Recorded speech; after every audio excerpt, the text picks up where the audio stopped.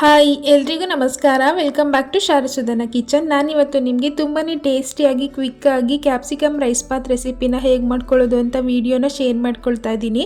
ಮೊದಲಿಗೆ stove on ಮಾಡಿಕೊಂಡು ಒಲೆ ಮೇಲೆ ಒಂದು ಬಾಣಲಿನ ಇಟ್ಕೊಂಡು 2-3 ಟೇಬಲ್ ಸ್ಪೂನ್ ಅಷ್ಟು ಆಯಿಲ್ನ ಸೇರಿಸ್ಕೊಂಡಿದ್ದೀನಿ. ಆಯಿಲ್ ಬಿಸಿಯಾಗಿದ್ದಾದಮೇಲೆ 1 ಟೀ ಸ್ಪೂನ್ ಅಷ್ಟು ಸಾಸಿವೆನ ಸೇರಿಸ್ಕೊಂಡು ಒಂದು ಮೀಡಿಯಮ್ ಸೈಜ್ ಈರುಳ್ಳಿನ ಸ್ಲೈಸ್ ಆಗಿ ಕಟ್ ಮಾಡಿ ಸೇರಿಸ್ಕೊಂಡಿದ್ದೀನಿ. ಹಾಗೆ ಇದ್ರ ಜೊತೆಗೆ ಸ್ವಲ್ಪ ಕರಿಬೇವಿನ ಸೊಪ್ಪು ಸೇರಿಸ್ಕೊಂಡು 1 ನಿಮಿಷ ಚೆನ್ನಾಗಿ ಫ್ರೈ ಮಾಡಿಕೊಂಡು ಒಂದು ಅರ್ಧ ಕಪ್ಪಷ್ಟು ಹಸಿ ಬಟಾಣಿನ ಸೇರಿಸ್ಕೊಳ್ತಾ ಇದ್ದೀನಿ.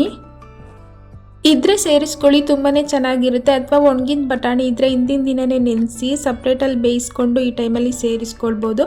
ಹಸಿ ಬಟಾಣಿ ಆಗಿರೋದ್ರಿಂದ ಈ ಒಗ್ಗರಣೆ ಎಲ್ಲ ಇದು ತುಂಬಾ ಚೆನ್ನಾಗಿ ಕುಕ್ ಆಗುತ್ತೆ. ನೀವು ನೋಡ್ತಾ ಇರ್ಬೋದು ಬಟಾಣಿ ಎಲ್ಲ ತುಂಬಾ ಚೆನ್ನಾಗಿ ಕುಕ್ ಆದಮೇಲೆ ಒಂದು ದಪ್ಪ ಗಾತ್ರದ ಕ್ಯಾಪ್ಸಿಕಮ್ನ ಈ ರೀತಿ ಕಟ್ ಮಾಡಿ ಸೇರಿಸ್ಕೊಳ್ತಾ ಇದ್ದೀನಿ.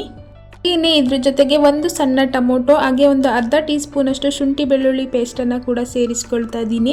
ಇದೆಲ್ಲ ಸೇರಿಸಿದ್ಮೇಲೆ ಈ ಕ್ಯಾಪ್ಸಿಕಮ್ ಮತ್ತು ಟೊಮೊಟೊ ಎಲ್ಲ ಸಾಫ್ಟ್ ಆಗೋವರೆಗೂ ಚೆನ್ನಾಗಿ ಫ್ರೈ ಮಾಡ್ಕೊಳ್ಬೇಕಾಗುತ್ತೆ.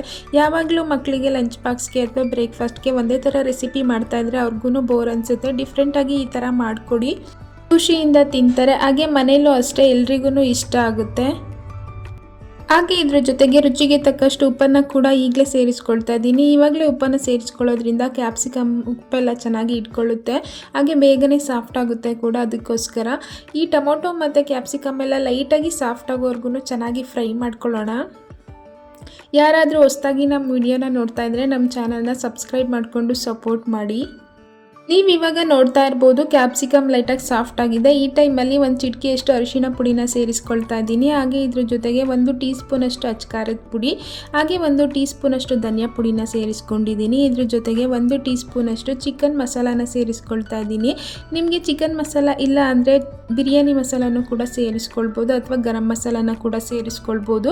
ಈ ಮಸಾಲ ಪೌಡರ್ ಎಲ್ಲ ಸೇರಿಸಿ ಒಂದ್ಸಲ ಚೆನ್ನಾಗಿ ಮಿಕ್ಸ್ ಮಾಡ್ಕೊಳ್ಳೋಣ. ಈ ಮಸಾಲ ಪೌಡರ್ದ ಹಸಿ ಸ್ಮೆಲ್ ಹೋಗೋವರೆಗೂ 1-2 ನಿಮಿಷ ಹೀಗೆ ಲೋ ಫ್ಲೇಮ್ನಲ್ಲಿ ಚೆನ್ನಾಗಿ ಫ್ರೈ ಮಾಡ್ಕೊಳ್ಳಿ. ಈ ಮಸಾಲೆಯಲ್ಲಿ ಆಯಿಲ್ ರಿಲೀಸ್ ಆಗೋವರೆಗೂ ಸ್ವಲ್ಪ ಚೆನ್ನಾಗಿ ಕುಕ್ ಮಾಡ್ಕೊಳ್ಬೇಕಾಗುತ್ತೆ. ನೀವು ನೋಡ್ತಾ ಇರ್ಬೋದು ಈಗ ಈ ಮಸಾಲೆಯಲ್ಲಿ ಆಯಿಲ್ ಎಲ್ಲ ಚೆನ್ನಾಗಿ ರಿಲೀಸ್ ಆಗ್ತಾ ಇದೆ. ಇಂಥ ಟೈಮಲ್ಲಿ ನಾವು ಮೊದಲೇ ಕುಕ್ ಮಾಡ್ಕೊಂಡಿರೋಂಥ ರೈಸನ್ನು ಸೇರಿಸ್ಕೊಂಡು ಚೆನ್ನಾಗಿ ಮಿಕ್ಸ್ ಮಾಡ್ಕೊಳ್ಬೇಕಾಗುತ್ತೆ. ಅಥವಾ ಮಿಕ್ಕಿರೋ ರೈಸ್ಗೂ ಕೂಡ ಈ ಥರ ಗೊಜ್ಜನ್ನು ಮಾಡಿಕೊಂಡು ಚೆನ್ನಾಗಿ ಮಿಕ್ಸ್ ಮಾಡ್ಕೊಳ್ಳೋಣ. ನಿಮಗೇನಾದರೂ ಗೊಜ್ಜು ಜಾಸ್ತಿ ಅನಿಸಿದ್ರೆ ಸ್ವಲ್ಪ ಗೊಜ್ಜನ್ನು ಎತ್ತಿಟ್ಕೊಂಡು ನಿಮಗೆ ಬೇಕಾಗಿರೋ ಅಷ್ಟನ್ನು ಉಳಿಸ್ಕೊಂಡು ರೈಸ್ ಹಾಕಿ ಕಲಿಸ್ಕೊಳ್ಬೋದು. ಹಾಗೆ ಈ ರೈಸ್ ಜೊತೆಗೆ ಕಟ್ ಮಾಡ್ಕೊಂಡಿರುವಂಥ ಕೊತ್ತಂಬರಿ ಸೊಪ್ಪು ಹಾಗೆ 2 ಟೇಬಲ್ ಸ್ಪೂನ್ ಅಷ್ಟು ಕಡಲೆ ಬೀಜನ ಹುರಿದು ಕ್ರಷ್ ಮಾಡ್ಕೊಂಡಿದ್ದೀನಿ, ಅದನ್ನು ಕೂಡ ಸೇರಿಸ್ಕೊಂಡಿದ್ದೀನಿ. ಕಡಲೆ ಬೀಜನ ಸೇರಿಸ್ಕೊಳ್ಳೋದ್ರಿಂದ ಕ್ಯಾಪ್ಸಿಕಮ್ ರೈಸ್ ಟೇಸ್ಟು ತುಂಬಾ ಚೆನ್ನಾಗಿರುತ್ತೆ. ಎಲ್ಲ ಸೇರಿಸಿದ್ಮೇಲೆ ಚೆನ್ನಾಗಿ ಮಿಕ್ಸ್ ಮಾಡಿಕೊಂಡ್ರೆ ಟೇಸ್ಟಿಯಾಗಿರುವಂಥ ಕ್ವಿಕ್ಕಾಗಿ ಕ್ಯಾಪ್ಸಿಕಮ್ ರೈಸ್ ಬಾತ್ ರೆಡಿ ಆಗುತ್ತೆ. ನೀವು ಒಂದ್ಸಲ ಈ ರೆಸಿಪಿನ ಮಿಸ್ ಮಾಡದೆ ಟ್ರೈ ಮಾಡಿ. ಹಾಗೆ ಈ ರೆಸಿಪಿ ವಿಡಿಯೋ ನಿಮಗೆ ಸ್ವಲ್ಪನಾದರೂ ಇಷ್ಟ ಆಗಿದ್ರೆ ಲೈಕ್ ಮಾಡಿ, ಶೇರ್ ಮಾಡಿ, ಕಮೆಂಟ್ ಮಾಡಿ. ಹಾಗೆ ಯಾರಾದರೂ ಹೊಸದಾಗಿ ನೋಡ್ತಾ ಇದ್ದರೆ ನಮ್ಮ ಚಾನಲ್ನ ಸಬ್ಸ್ಕ್ರೈಬ್ ಮಾಡಿಕೊಂಡು ಸಪೋರ್ಟ್ ಮಾಡಿ. Thanks for watching.